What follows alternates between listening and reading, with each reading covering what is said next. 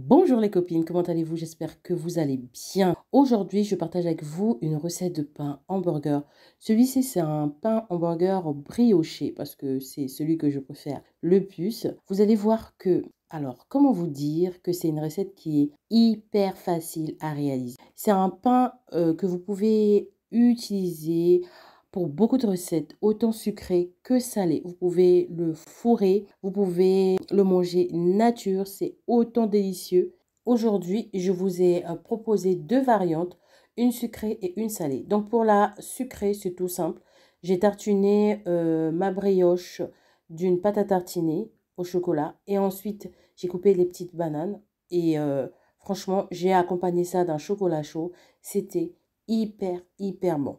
Et dans sa version salée, je ne me suis pas prise la tête. J'ai fait un truc tout simple, très frais. J'ai juste fait une sorte de sandwich en fait. Alors ce sandwich, il était tout simplement composé d'un fromage frais. Dans le fromage frais que j'ai choisi, c'est le Saint-Maurais. Donc j'ai étalé, j'ai bien tartiné mon Saint-Maurais sur les deux parties du pain. Ensuite, je suis venue mettre quelques tranches de saumon et j'ai mis de la ciboulette. Alors, comment vous dire que c'est un sandwich tout simple. Là, vous allez voir dans la vidéo que j'ai fait une taille de burger normale. Mais vous pouvez faire aussi des mini burgers avec. D'ailleurs, je pense qu'un de ces jours, je filmerai des mini burgers et je vous montrerai comment je l'ai fait et avec quoi je l'ai garni. Ça peut être aussi une idée intéressante. Sans plus tarder, on va passer à notre recette. Donc là, dans une petite casserole, j'ai mélangé de l'eau, du lait et un peu de farine. Ensuite, je viens touiller à feu doux.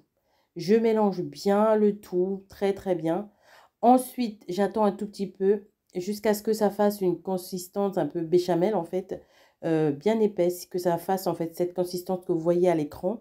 Et une fois que c'est comme ça, je le réserve. Donc j'éteins le feu et je le mets de côté. Là, je vais passer à la préparation avec mon robot. Mais si vous n'avez pas de robot, ce n'est pas grave. Vous pouvez tout simplement le faire à la main.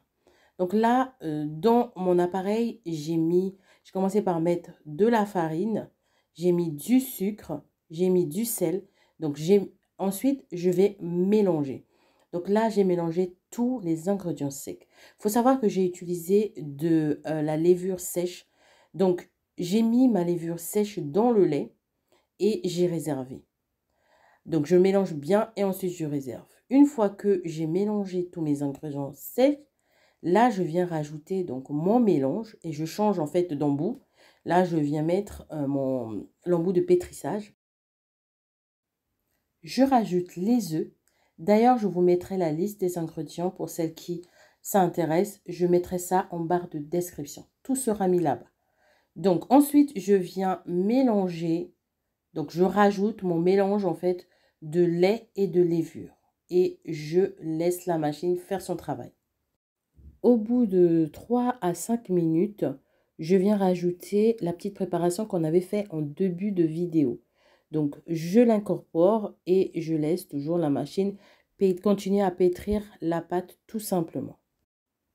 Juste après, je vais venir incorporer le beurre. Alors, le beurre, je ne vais pas l'incorporer tout en même temps.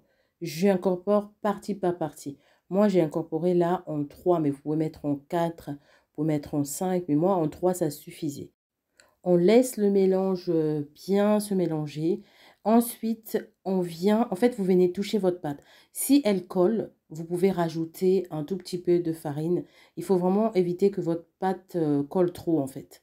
Ensuite, dans un saladier, dans un bol, en fait, vous venez mettre un tout petit peu d'huile d'olive. Vous badigeonnez votre récipient de l'huile d'olive et ensuite, vous posez votre pâte. Vous couvrez, vous pouvez mettre une serviette humide, mais moi j'ai mis du film étirable tout simplement. Donc je ferme mon bol. Ensuite, je réserve minimum 1 heure. Vous allez voir que la pâte va doubler, voire tripler de volume. Ça dépend du temps en fait de repos tout simplement. Une fois que vous sortez en fait votre pâte, vous venez en fait chasser l'air, voilà. Vous venez chasser l'air en tapotant, tapant, et vous allez voir que ça va baisser de volume.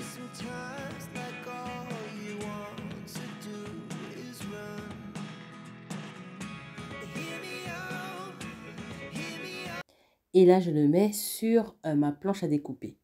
Ensuite, je viens continuer toujours à appuyer, en fait, à pétrir. Et je rajoute un peu de farine pour éviter que ça colle, quoi.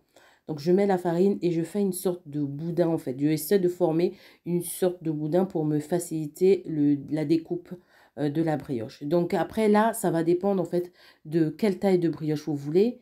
Est-ce que vous voulez des mini burgers? Est-ce que vous voulez des gros burgers? Est-ce que vous voulez des moyens? Ça va dépendre après de vous. Vous pouvez utiliser une balance pour peser afin que tout soit de la même taille et tout ça.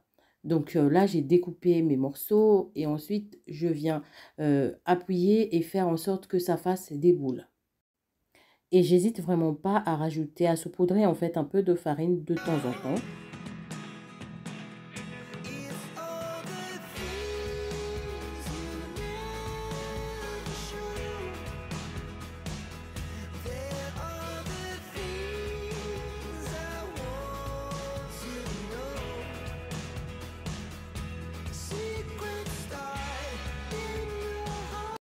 Une fois que j'ai fait tous mes pains, je viens les mettre sur ma plaque de cuisson. Ensuite, je viens badigeonner comme ça de mélange de jaune d'œuf et de lait. Donc, je badigeonne pour que ce soit doré. Donc, voilà, ils sont prêts, ils sont sortis. Ils sont tout doux, tout moelleux. Pour le reste de la pâte qui me restait, j'ai fait des mini burgers avec un peu de graines de sésame. Je vous filmerai une prochaine fois parce que je n'avais plus du tout de batterie quand j'ai fait ces boules-là. Mais c'est le même principe, c'est juste que je rajoutais par-dessus des graines de sésame blanches. Ensuite, une fois que tout ça s'est passé, je nettoie ma cuisine tout simplement. Parce que c'était quand même un petit bazar après.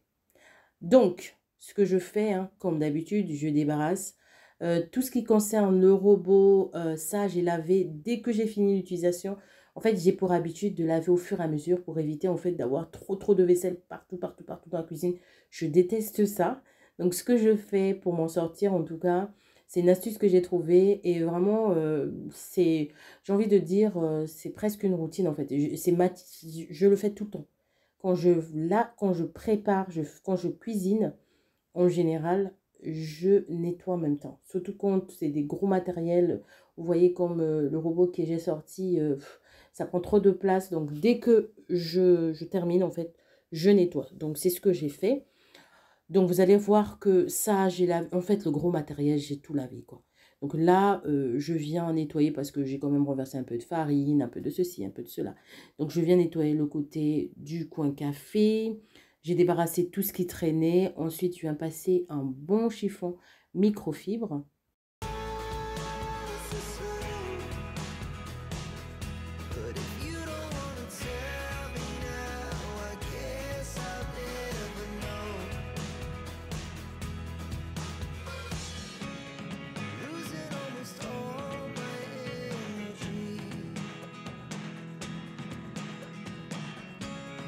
Je fais un petit restock, donc j'avais des célébrations et des M&M's dans le bocal à friandises, donc je les ai sortis et j'ai acheté des Ferrero. Ce que je vais faire pour bien les mélanger en fait, je vais déjà sortir ce qu'il y avait, donc les célébrations qu'il y avait à l'intérieur. Je vais donc venir mettre les Ferrero. Ensuite, je vais mélanger en fait pour que ça soit un mélange et que tout parte. Parce que si je laisse les célébrations tout au fond et les Ferrero par-dessus, ils vont manger que les Ferrero. Les célébrations, ils vont être au fond. Alors que l'idéal serait que premier arrivé, premier terminé. Parce que si je laisse les célébrations au fond, donc ça va être premier arrivé, dernier terminé. Donc, c'est pas ce qu'on veut. Du coup, donc j'ai réservé ça et je continue donc mon nettoyage.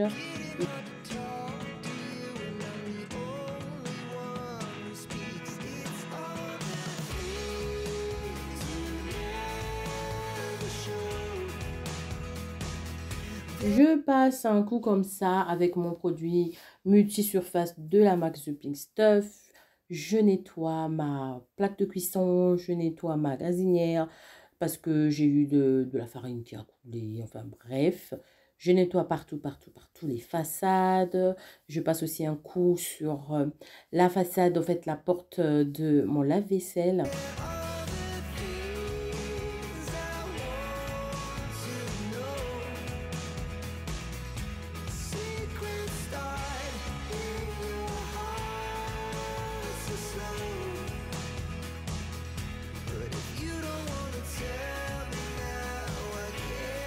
Et on se retrouve du côté du plan de travail encore.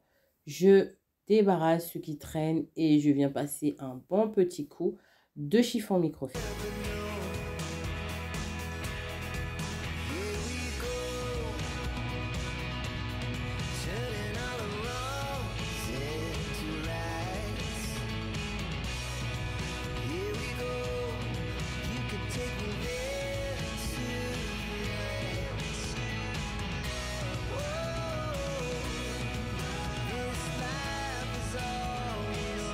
Comme je vous avais dit, j'avais fait la vaisselle au fur et à mesure.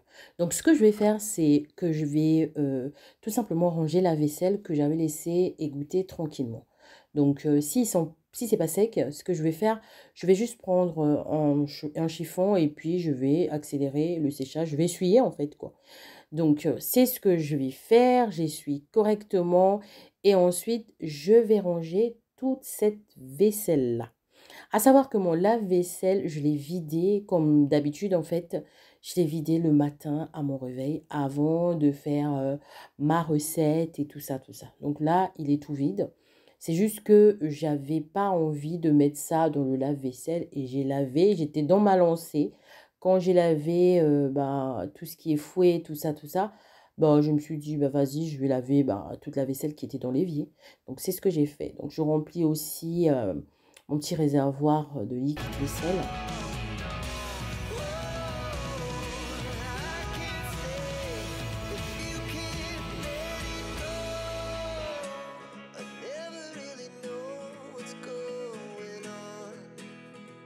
Ensuite, je donne un bon petit coup au niveau de l'évier. Je nettoie aussi mon porte-couvert, en fait, là où j'égoutte en fait les couverts. Il avait besoin d'être nettoyé, donc c'est ce que je fais. Je l'ai nettoyé, j'ai bien frotté tout ça et je viens nettoyer l'évier également. Ensuite, je viens rincer tout ça et je passe plusieurs fois le chiffon microfibre.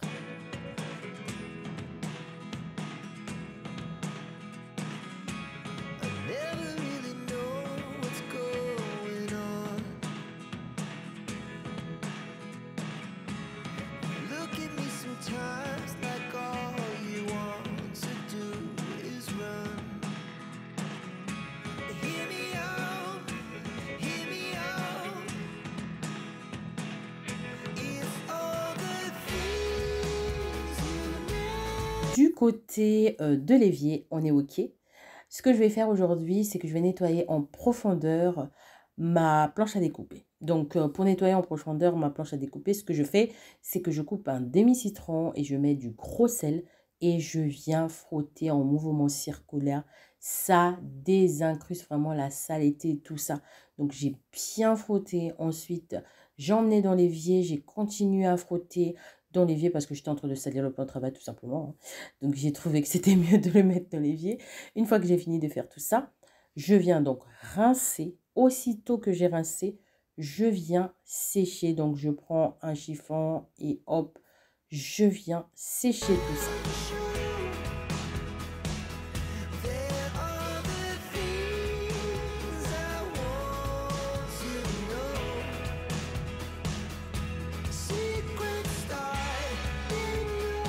Et ensuite, je m'occupe du sol. Donc, pour le sol, je viens donc aspirer correctement partout, partout, partout, tout le sol de la cuisine. Une fois que je termine d'aspirer, je viens laver mon sol. Donc, pour laver le sol, je vais prendre tout simplement ma serpillière.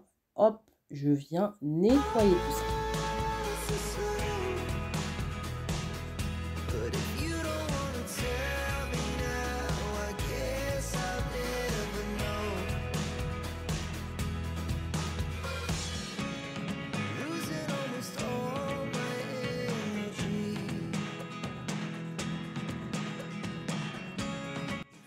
J'espère que cette vidéo vous a apporté beaucoup de motivation et qu'elle vous a donné une petite idée.